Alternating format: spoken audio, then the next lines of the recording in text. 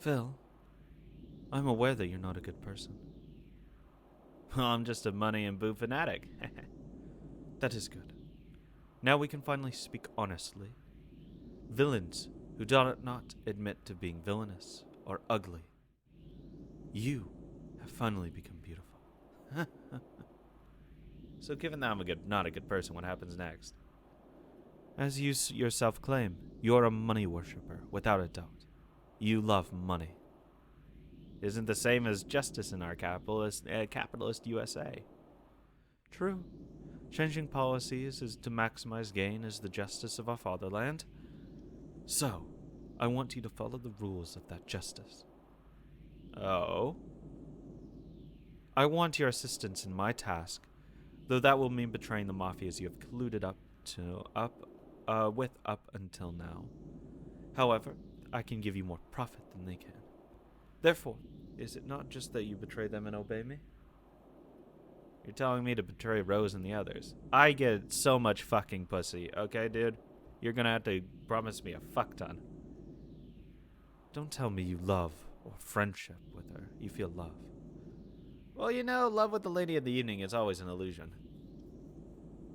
I can say confidently that aiding me in my task will bring you profit. In the same way, I can say confidently that I can bring you unimaginable losses if you disobey me. I mean, I think he forgot the other half of the statement that what he said he loved. Guess I'd rather not imagine what sort of losses those might be. Why does he have a fucking rubber band around his fucking knuckles? Phil, this is an order. Obey me. Though, if you are wise, you ought to realize that your wings have been clipped. In Japan, we call that being a crab on the chopping block. Or was it a Caricius? Carp? Or tuna? I believe it was the koi fish. Not a very elegant metaphor, so I choose to avoid it. Ah yes, have you heard what they whisper sometimes in their criminal underworld? That the human world is controlled by 3 forms of power. Pretty sure someone told me somewhere along the line, influence, wealth, and force, right? I find it an interesting concept. It does have a sort of logic to it. No one would serve a king without influence. No one would serve a king without wealth. A king without violence would also be served by no one. Pretty funny that people wouldn't listen to him even if he had wealth and influence. Might that not lead us to the conclusion that violence alone is enough? That's right. It's not, though. It literally is not enough. We can see that in plenty of dictatorships that it's just like pure might that end up getting toppled and overthrown because people don't want to fucking live under that. Like, it's clearly that it's not actually enough. This anonymous underworld of fable appears, at first glance, to argue that force, violence, is just one of the elements that compose society. But in actual fact, it includes the implication known only to them, that violence alone is enough to control the human world. True, violence is the strongest. If Truman, Rockefeller, and the punk with a handgun all got into a fight, even a kid could guess who'd win. But he wouldn't. That's the whole point. He wouldn't just immediately. Because Truman has influence. He has people to rally it. If one person with a handgun faces 10,000 people that have been roused by influence, the one handgun can only last so long. You can't kill everyone. You will eventually be overrun. A president, a petroleum king, and a punk. The victor would be the one with violence on their side. Knowing this, the man with influence and the man with wealth could use their respective privileges to gain protection of the man with violence. Humanity has given birth to many privileges that can be described numerically and in writing. However, in the end, none of these can stand up to violence. They can only be exchanged for violence by hiring bodyguards and buying weapons, protecting the user by showing off their superior violence to their opponent. Violence cannot be allowed because it always turns negotiations in their favor. Going back to your example with the president, petroleum king, and punk. When the punk pulls out his gun and says, "I'm gonna kill you," what will the President and Petroleum King do? They would probably negotiate, offering to share the privileges they possess in exchange for the punk's naked violence. The President would probably ask to be spared in exchange for making the punk's dreams come true. The Petroleum King would probably ask to be spared in exchange for whatever sum of money the punk wanted. However, this deal would not take place on an even playing field. The punk with the gun possessed the right to accept or deny each proposal, or raise the price or anything else. If his anger was so great that he didn't even feel like negotiating, the President and the Petroleum King would die, just the same as anyone else. That is why violence is anti-civilized, inhumane, and unforgivable. It's simply survival of the fittest, life at its most bestial, in fact the power of Satan. It's a grave sin against God and humanity, one which denies the entirety of our cultural history. Wiping such people off the face of the earth is the mission God has given to humanity. Going against this mission is not to be tolerated. I'm sure you're already aware of how sinful these criminal organizations are, with violence as their only source of power. Yeah, of course, sir.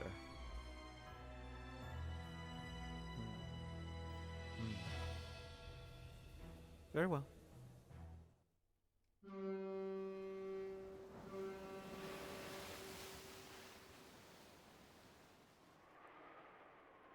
Hey, Alfred, my bosom buddy. Ha! Long time no see. Nice to meet you. You always bring me such interesting stories. I've been looking for a chance to wring money out of Primaveras for so long.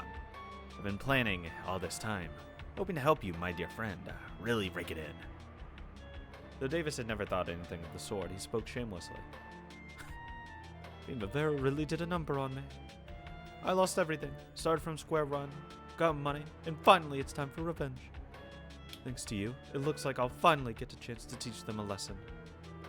Just like he had done in the old days, Alfred was now surrounded by henchmen and radiating a boss's aura. Can we just fucking kill him? Like, Jesus Christ. I'm tired of, like, the bullshit nice guy. Can we just, like, literally put a foot on his chest and, like, blow his brains out? Of course, his force wasn't large enough to be called a family, but it was still something Primavera couldn't afford to ignore. These merchants are all fools. They all fell for my spiel, hook, line, and sinker. Now, unless they keep me happy, Primavera will never be able to set up their distribution associations. By the way, about our respective share, we did say we'd split the 8,040,60, but that didn't cover expenses. Oh, sorry. That's not what I came to talk to you about today. You see, Richard has decided to negotiate with me directly. And it feels like this is going very, very, very well. So, we are going to negotiate here now. Please move on to a different hideout, okay? Oh, I see. Well, I'd better not show my face around those Primavera guys right now. Get in the car out front. You got it. Well, then I'm counting on you. Once you show up, they'll definitely pay up. Sure. Bye-bye for now, my friend. Goodbye. Well, I wouldn't have minded if you let him join us. I've proven that I possess the article in question, yes? I will now return to our merchandise to the vault until our negotiations are complete. Ha ha ha! I see, so scum is scum after all. That's why no one trusts you. Richard and Wayne slowly appeared from the shadows. They had been shown Davis clearly. In that way, Alfred proved that he possessed Davis. In other words, the negotiation table between them had been set up. Richard had brought no one but his driver/guard, Wayne. As skillful as Wayne was, Richard had arrived practically undefended. Alfred approached the table covered with bottles and cigarette butts, then violently knocked everything off of it. Then he patted the tablecloth as though it was hanging out to dry, straightened it, and humbly motioned for them to be seated like a waiter. Of course, that Hitachi case is filled with money, yes? Of course, would you like to check? Wayne, if you would. Wayne set the heavy attache case that had been holding on the table. When he unlocked and opened it, it became clear that to everyone, that it was packed with bills, laid out as beautifully as tiles. Then he held it in front of Alfred. Ooh. Oh, that's a bit surprising. What is it? You're the one who said you wanted money. Yes, well, of course that. But I'm surprised to find you so obedient. The Primavera I knew was a stronger family with more backbone. I'm happy and a little sad. A strange feeling. A man's heart is a complicated thing, I understand, my friend. Remember how we ran wild in your club? It really takes me back. Though Alfred had been wiped out in a flash thanks to Leo Shishigami's actions. Before the hero had appeared, the relationship of the threats between the Alfred family and Richard had continued for a long time. They had known each other for a surprisingly long while. At first, Richard had shown him his understanding for the need to pay for them money. And Alfred had viewed his ongoing relations with Richard as a way to make them pay bodyguard fees. Since each acknowledged each other as negotiation partners, the atmosphere between them when they were alone was surprisingly friendly. In the end, when Madame Rose made her decision, their relationship had changed. However, up until then, they had met several times for under-the-table negotiations, and had an old, inseparable relationship. Of course, that friendliness was only in the mood, and their interactions had never left the room for actual friendship to blossom.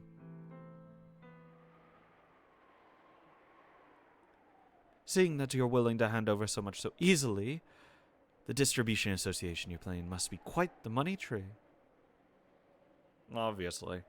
It means we'll single-handedly control all distribution throughout City 23 Japanese colony.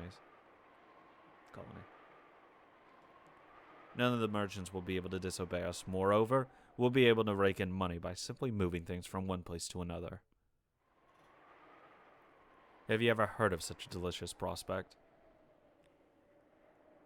Ooh, I'm surprised. It seems you've become quite the bad boy, haven't you? Wayne was just as surprised as Alfred. Establishing a distribution association was supposed to be a defense technique to ward off economic invasions against their countrymen. Madame Rose had absolutely no intention of using it as a way to squeeze money out of her countrymen. But Wayne didn't let it show on his face. Fucking Richard! Traitor! He figured out quickly that this was Richard's style of negotiation. Negotiation means convincing your opponent, in other words. It means stepping into their ring. People who could sympathize with Madame Rose's ideals could be convinced simply by hearing them from Madame Rose herself. No, I don't fucking trust that shit, okay? Never. However, that had absolutely no effect on villains who broke out of in hives whenever they heard so-called cheap talk. In that case, to convince a villain, you had to step into the villain's ring. Wrapped in the evil aura of City 23's largest mafia consigliere, Richard calmly spoke his immoral part. That's Richard for you. That's why you're our consigliere. And as Wayne was applauding inside his head, he saw the white cue card hidden behind Richard's hand and smiled wryly. Oh, okay, never mind. We're still good.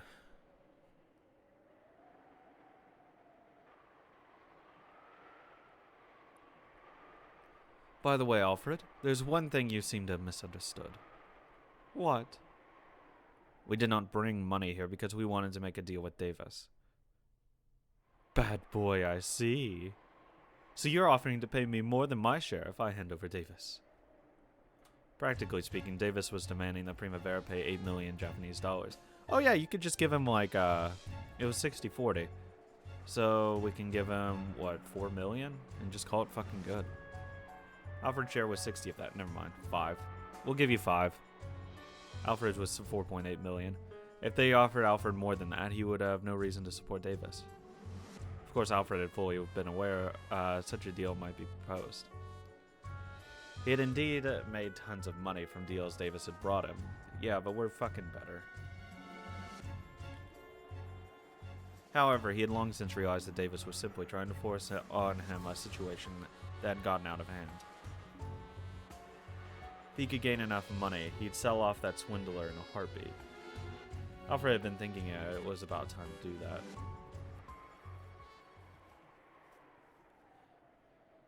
There are 10 million Japanese dollars in this Itachi case. Why would we give him 10 million? What the fuck? Oh, that's enough super big money to blind the eyes. 4.8 had now become 10 million. Perfect. They were apparently running out of time. It was probably worth it for them to resolve the problem with the amount of money, instead of letting things get worse. He wanted to wring even more out of them, but that was a good number. It was more than enough for the price of that swindler. Very good. The deal is complete. Mr. Degawa, you've been sold to Primavera. Please wait. Actually, the amount of money that we are living to pay for Davis Degawa is only this much. What? Richard pulled a single stack from the Itachi case. Then he pulled a single bill out of that stack and set it before Alfred. Yeah, get fucked. Scum like him is hardly worth even more than this, wouldn't you say? $1,000? What a waste of a man like that. Feels like should be offering you some change. When they saw their boss laughing happily, his underlings started coughing too. Richard laughed as well, so Wayne decided to match the mood and laugh too. When the laughter died down, Alfred shrugged and patted the stack of bills in the Itachi case. So what are the remaining $9,999,000 for? Don't tell me you plan to take it home with you. Alfred, we're through talking about Davis. Now let's talk about you and me. This money is for you to get the fuck out of here. Oh. Both now and in the past, no man in City 23's underworld has been feared as much as you. Even Caleb never dreamed of controlling City 23 until your downfall. Because of that unique style of speech, you haven't been appreciated for your full worth. But you are without a doubt the strongest man in City 23. I'll take it. You're excluding Leo. And strength aside, your courage is remarkable as well. You fear no one, no matter who they are. And you're also always willing, even to go down in flames, taking them with you. How could one describe you except as the ideal man of the criminal underworld? I never thought I'd hear compliments coming from you. I see. So you're asking me to join Primavera? My apologies, but I won't. That's definite. It will not change. I know. You would never join Primavera. That's why I'm telling you to fucking leave. Ooh. What did Richard understand about him? Alfred seemed filled with interest.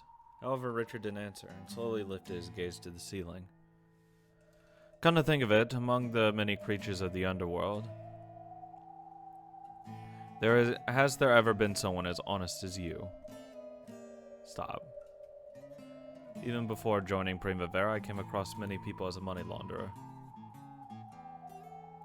Please lend me money, I'll definitely pay you back. A big man came crawling to him with tears in his eyes. Richard explained all the conditions and lent him money on an agreement of mutual consent. However, that money never came back. Before the day was out, he had already run away in the night. Please lend me money, I'll definitely pay you back. A woman with a child came crawling to him with tears in her eyes. Okay, you know what? She's already a fucking prostitute, so you know what? Fucking take advantage of it, fuck it. However, she had no means of repaying the loan. Yeah, she does. And Richard had discovered that she had repeatedly borrowed and run away from other lenders. Richard refused her, recommending that she seek care from public institutions. But there were apparently some circumstances that led to her firmly refusing that. In the end, the woman denounced Richard as a cold-hearted monster and burned herself to death in the middle of the street. Oh. Okay, maybe she actually needed the help, Richard. The child she had with her was now missing. If he was still alive, that child might be around 7. He might show up someday with a handgun, thinking of Richard as the man responsible for his mother's death. Yeah, probably. Such nightmares had tormented Richard at times. Oh! Deciding whether to trust people or not is the most boring gamble. I agree. Do you trust them or not? Worrying about such a thing has no end. Alfred nodded seriously. To Wayne, this was a bit unexpected. So even Alfred sometimes worried about his trust being betrayed. After that happened multiple times, I found a certain standard by which to measure how trustworthy a person is. Interesting. I'd like to hear of it. It's whether that person is honest to themselves and how straightforward their lifestyle is. In this world, there are too many people who change themselves whenever it's convenient, calling it the trick to living wisely. They cross between benevolence and hypocrisy, depending on their mood.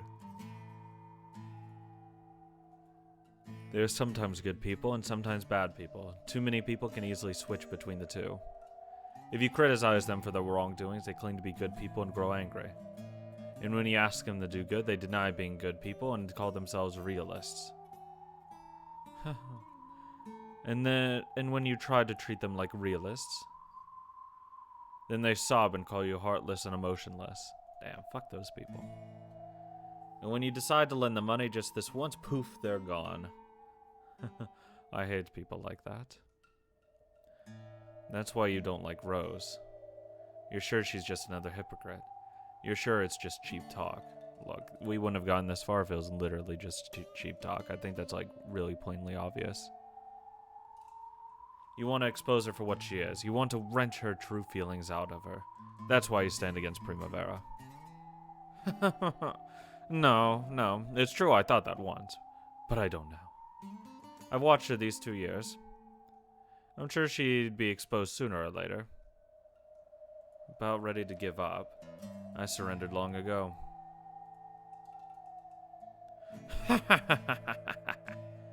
She's serious. She's serious when she speaks about the future of her countrymen. Rose is no more or less than she seems. If you told me she really was an angel, I wouldn't doubt it.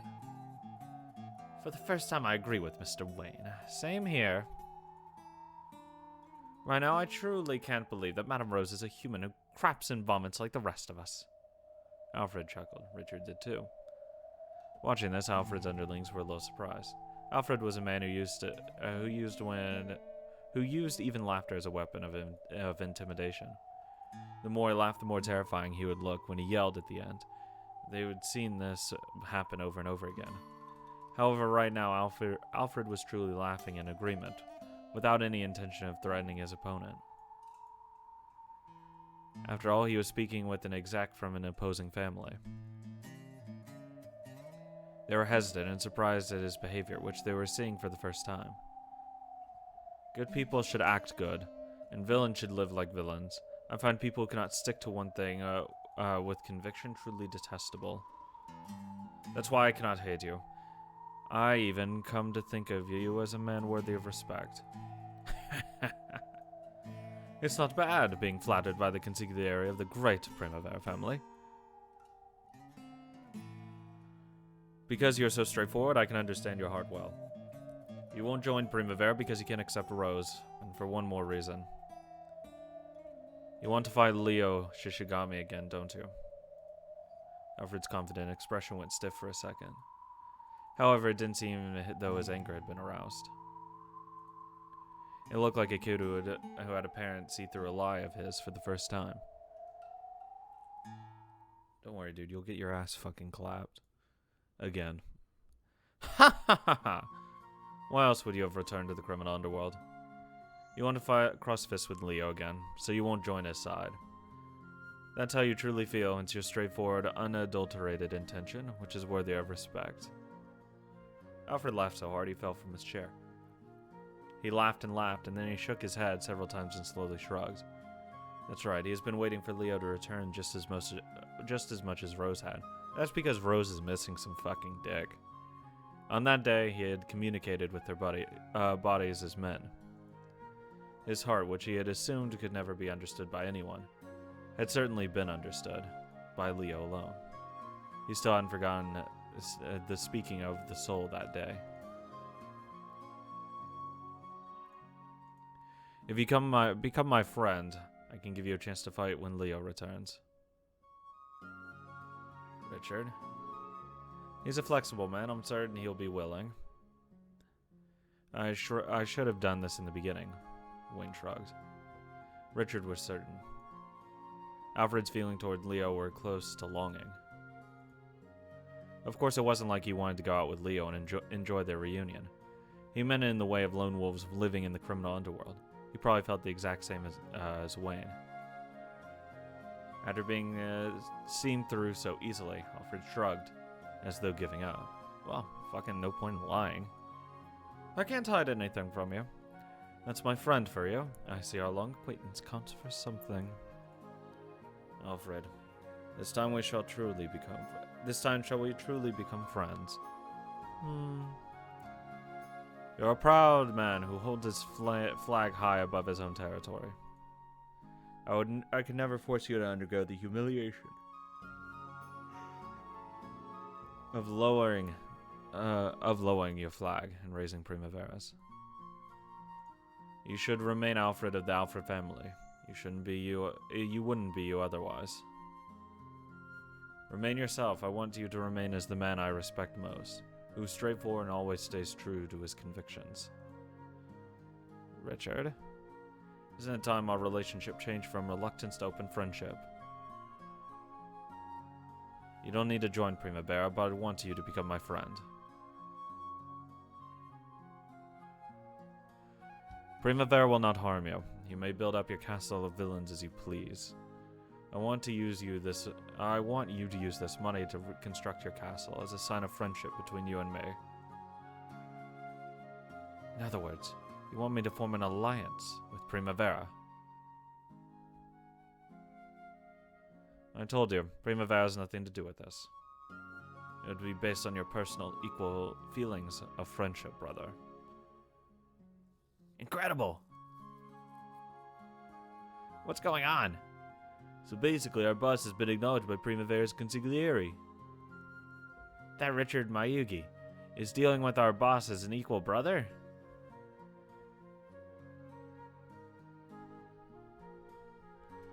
If this had been a conversation between mere punks, it would have been a joke.